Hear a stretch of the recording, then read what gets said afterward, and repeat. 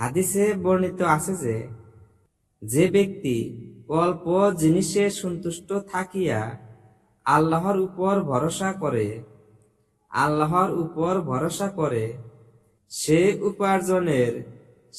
উপার্জনের পরিশ্রম হইতে নিশ্চিন্ত হয়ে যায়। হুজুর সাল্লাল্লাহু আলাইহি সাল্লাম আরো বলেন, যে ব্যক্তি সর্বাধিক শক্তিশালী হইতে চায় সে যেন আল্লাহর উপর ভরসা করে, আর যে সর্বাপেক্ষা ধনশালী হইতে চায় সে যেন আল্লাহর কাছে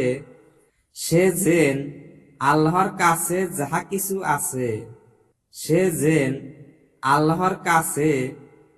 কিছু আছে ও নিজের কাছে যাহা কিছু আছে তাহার চেয়ে অধিক আস্থা রাখে। আর যে সর্বাধিক সম্মানিত হইতে চায় সে যেন পরহেজগারি ইখতিয়ার করে। অভিজ্ঞতায় দেখায় যে, যে যত বেশি পরহেজগার লোকে তাকে তত বেশি শ্রদ্ধা করে।